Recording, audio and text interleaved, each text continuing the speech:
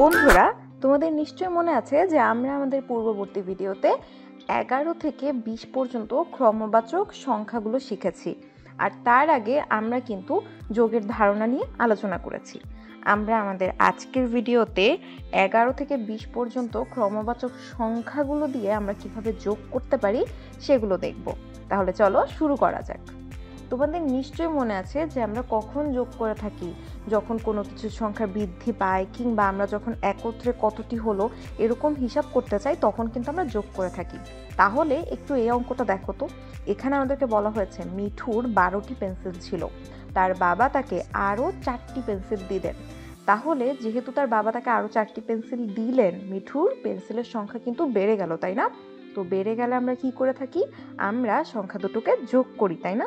তাহলে মিঠুর কতগুলো পেন্সিল হলো বার করার জন্য আমরা কি করব, 12 যোগ 4 অর্থাৎ 12-র সাথে 4 যোগ করব। এখন তাহলে বন্ধুরা চলো আমরা দেখে নেই যে 12 সংখ্যাটির সাথে আমরা 4 কিভাবে যোগ করতে পারি। আমরা এই যোগটা সহজেই করার জন্য খাতায় 12 লিখতে পারি এবং তার নিচে 2-এর নিচে আমরা 4 লিখতে পারি, কারণ 4 একটি একক স্থানীয় সংখ্যা এবং 2ও কিন্তু একক স্থানীয় সংখ্যা, এবং পাশে আমরা যোগ চিহ্ন দিয়ে দিতে পারি। তাহলে এরপরে কিন্তু আমরা এটাকে এভাবে 2 ভাগ করে যোগটা করতে পারি। 4 আর 2 যোগ করে আমরা পাই 6, আর 1-এর সাথে যেহেতু আর কোনো সংখ্যা নেই যোগ করার মতো, তাহলে এখানে লিখে দিব 1। তাহলে এভাবে কিন্তু 12 আর 4 যোগ করে আমরা কত পাই, আমরা 16 পাই। এভাবে কিন্তু খুব সহজে আমরা এরকম কোনো একটি বড় সংখ্যার সাথে আরেকটি সংখ্যা যোগ করে ফেলতে পারি। এখন তাহলে বন্ধুরা তোমরা এই অঙ্কগুলো করার চেষ্টা করো তো। তোমরা ভিডিওটা পজ করে এই যোগ অঙ্কগুলো নিজেরা করার চেষ্টা করো, কারণ আমরা কিন্তু আগেও যোগ অঙ্ক করেছি, তাই না? এখানে আমি একটু আগে যেভাবে বলে দিলাম ঠিক সেভাবেই এই যোগগুলো করার চেষ্টা করো। এরপরে আমরা উত্তরগুলো মিলাবো। আশা করি তোমাদের অঙ্কগুলো করা হয়ে গিয়েছে। এখন চলো তাহলে আমরা উত্তরগুলো দেখে নেই। 12-র সাথে 2 যোগ করলে কিন্তু 14 হয়। এটা তোমরা খুব সহজে তোমাদের আঙ্গুলকে ব্যবহার করেও গণনা করে ফেলতে পারো। আবার আমরা যদি নিচে নিচে সংখ্যাগুলোকে লিখি তাহলে কিন্তু 2-এর নিচে আমরা 2 পাবো। তাহলে 2 আর 2 যোগ করলে 4 হয়, এবং এখানে যেহেতু 1 আছে এবং 2-এর সামনে কিছুই নেই অর্থাৎ 2-এর বাম পাশে কোনো সংখ্যা নেই, তাহলে আমরা 1 বসিয়ে দিব। এভাবেও কিন্তু আমরা 14 পেয়ে যাই। একইভাবে দেখো তো 2 নম্বরটা আমরা করতে পারি কিনা। আমরা 12-এর 2-এর সাথে 5 যোগ করব, তাহলে আমরা কত পাবো, 7। আর 1-এর সাথে কি যোগ করব, কিছুই না, কারণ 5-এর বাম পাশে কিন্তু কোনো সংখ্যা নেই, তাহলে এখানে 1 বসিয়ে দিব। এভাবে কিন্তু আমরা 17 পেয়ে যাই।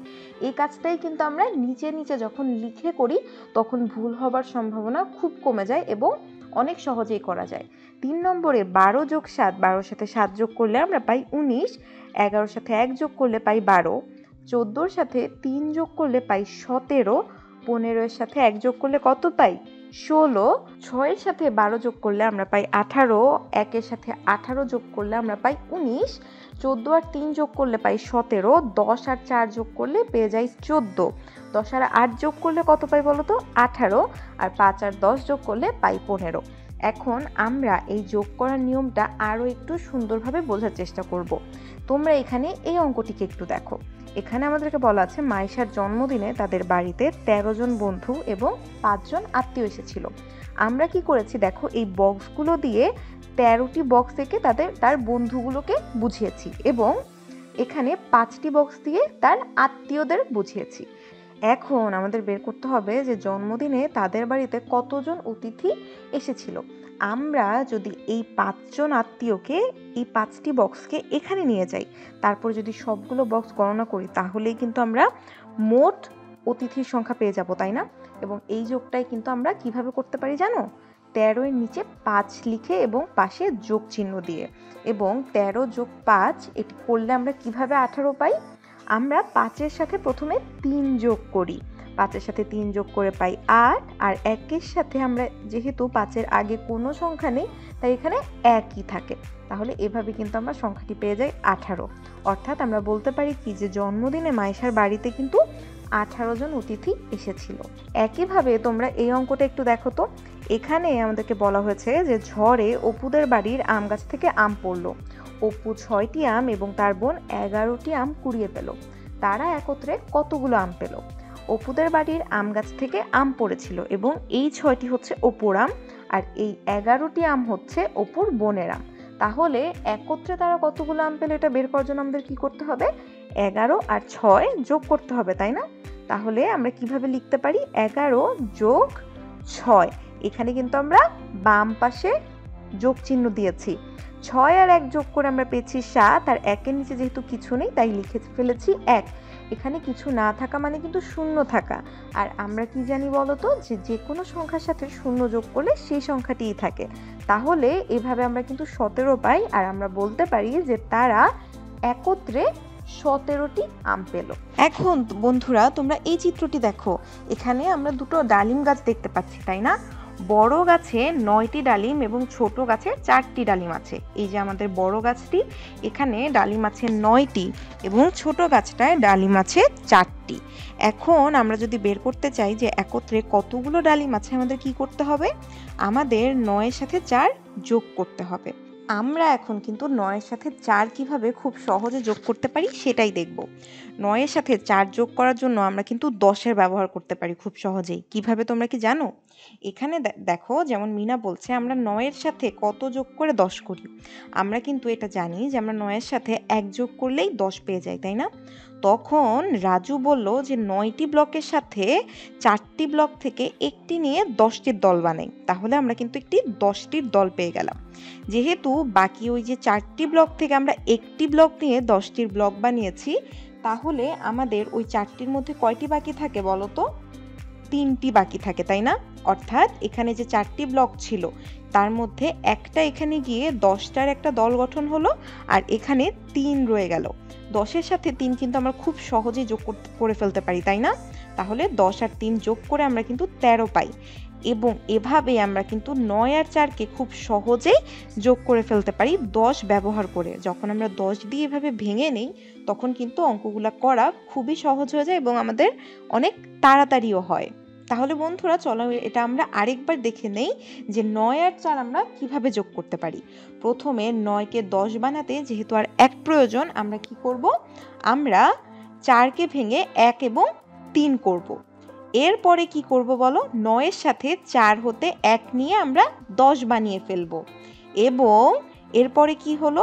4 থেকে 1 চলে যাওয়ায় এই যে 3 বাকি রইল। এই বাকি থাকা 3 এবং 10 নিয়ে কিন্তু 13 হয়। অর্থাৎ আমরা 10 যোগ 3 যেভাবে 13 পাই, এটাই কিন্তু 9 যোগ 4-এরও যোগফল।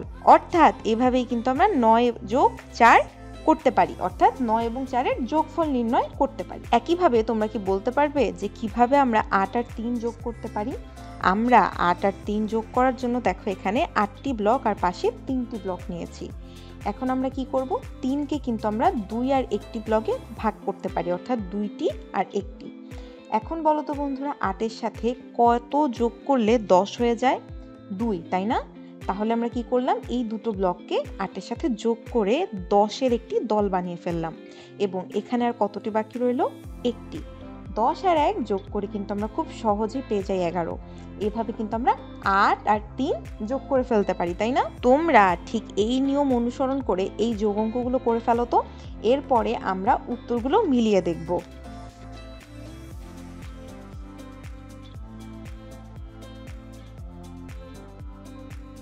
নিশ্চয়ই তোমাদের করা হয়ে গিয়েছে। তাহলে চলো এখন আমরা উত্তরগুলো দেখে নিই।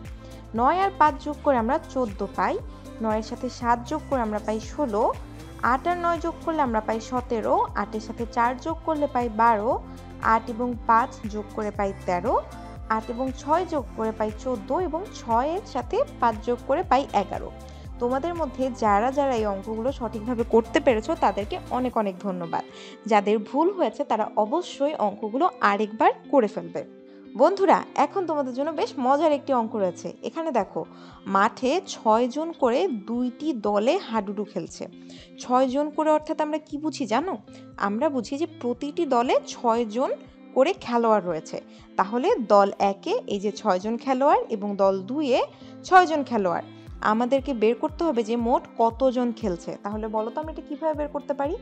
আমরা দল 1-এর খেলোয়াড়দের সাথে দল 2-এর খেলোয়াড়দের যোগ করে দিতে পারি না? অর্থাৎ 6 যোগ 6 আমরা তাহলেই কিন্তু খেলোয়াড়ের সংখ্যা পেয়ে যাব। 6-এর সাথে 6 যোগ করলে কত হয় বন্ধুরা? 12 হয়। তাই না? তাহলে আমরা কি বলতে পারি যে মোট 12 জন খেলছে। এরপরের অঙ্কটি দেখো, এখানে আমাদের বলা হয়েছে এক কাঁদিতে 8টি এবং অন্য কাঁদিতে 9টি কলা আছে, মোট কলার সংখ্যা কত? আমাদের এই প্রথম কাঁদিতে কলার সংখ্যা হচ্ছে 8 আর এই দ্বিতীয় কাঁদিতে কলার সংখ্যা হচ্ছে 9। আমরা এই 8 আর 9 যোগ করলে মোট কলার সংখ্যা পেয়ে যাব, তাই না?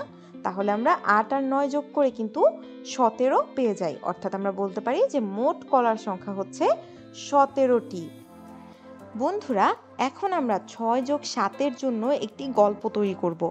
অর্থাৎ আমরা 6 আর 7 কিভাবে যোগ করতে পারি এর সাথে রিলেটেড একটি গল্প তৈরি করব। এবং আমার গল্পটি হলো যে রাশেদের কাছে 6টি কমলা ছিল, তার ভাই তাকে আরও 7টি কমলা দিল। এখন রাশেদের মোট কমলার সংখ্যা কত? এটা বের করতে কিন্তু আমি 6-এর সাথে 7 যোগ করব, তাই না? কারণ তাকে তার ভাই আরও 7টি কমলা দেওয়ায় তার কিন্তু কমলার সংখ্যা বেড়ে গেল। এটি কিন্তু 6 যোগ 7-এর একটি গল্প, অর্থাৎ 6 আর 7 যোগ করার একটি গল্প। এরকম তোমরাও তোমাদের কিছু গল্প বানিয়ে ফেলো তো, এবং তোমাদের বন্ধুদের সাথেও সেই গল্পগুলো শেয়ার করো। আমরা এখন একটু দেখি তো যে 6 আর 7-এর যোগফল কত হয়। 6 আর 7 যোগ করলে আমরা কিন্তু 13 পাই, অর্থাৎ আমরা কিন্তু এখন এই গল্পটার জন্য বলতে পারি যে এখন রাশেদের মোট কমলার সংখ্যা 13টি, তাই না? এখন তাহলে চলো একটি অঙ্ক করা যাক। এই অঙ্কটিতে দেখো আমাদেরকে বলা হয়েছে যে রানুর বাগানে 3টি গোলাপ গাছ আছে, একটিতে 5টি, আরেকটিতে 3টি ও অন্যটিতে 6টি গোলাপ ফুল ফুটেছে। বাগানে মোট কয়টি গোলাপ ফুল ফুটেছে? আমরা এই প্রশ্ন অনুযায়ী এখানে কি করেছি, প্রথম গাছের 5টি গোলাপকে আমরা 5টি বক্স দিয়ে এঁকে ফেলেছি, দ্বিতীয় গাছের 3টির জন্য আমরা 3টি বক্স এঁকেছি এবং তৃতীয় গাছের 6টির জন্য এখানে 6টি বক্স আমরা এঁকে ফেলেছি। এখন বাগানে মোট গোলাপ ফুলের সংখ্যা কয়টি সেটা নির্ণয় করার জন্য আমাদের এই 3টি গাছের গোলাপ ফুলগুলো যোগ করতে হবে, তাই না? কারণ আমাদের কাছে একত্রে কয়টি গোলাপ ফুল ফুটেছে সেটা জানতে চাওয়া হয়েছে। তাহলে আমরা গাণিতিক বাক্য হিসেবে কি লিখতে পারি বলো তো, যে 5 যোগ 3 যোগ 6। তাহলে এই যোগফলটা বের করলে কিন্তু আমরা বলতে পারবো যে বাগানে মোট কয়টি গোলাপ ফুল ফুটেছে, তাই না? তাহলে এই যোগটা আমরা কিভাবে করেছি একটু দেখো তো। আমরা প্রথমে প্রথম গাছের 5টির সাথে দ্বিতীয় গাছের 3টি এবং বাকি যে আমাদের তৃতীয় গাছে 6টি গোলাপ ছিল না, সেখান থেকে 2টি গোলাপ নিয়ে একটি 10-এর দল গঠন করলাম, অর্থাৎ 5 যোগ 3 যোগ 2 নিয়ে আমি 10-এর একটা দল গঠন করলাম। যেহেতু আমরা 6টা যে গোলাপ ফুল ছিল তার থেকে 2টো নিয়ে গিয়েছিলাম, সেখানে আর কয়টি বাকি থাকে বলো তো? 4টা গোলাপ বাকি থাকে, তাই না? তাহলে ওই 4 আমরা এরপরে 10-এর সাথে যোগ করে দিয়ে কিন্তু 14 পেয়ে গিয়েছি। অর্থাৎ বাগানে মোট কয়টি গোলাপ ফুল ছিল বলো তো? ঠিক বলেছো, 14টি। এরপরের অঙ্কটিতে দেখো আমাদেরকে বলা আছে যে রমা 7টি, সোমা 8টি এবং রিপন 4টি লিচু খেয়েছে।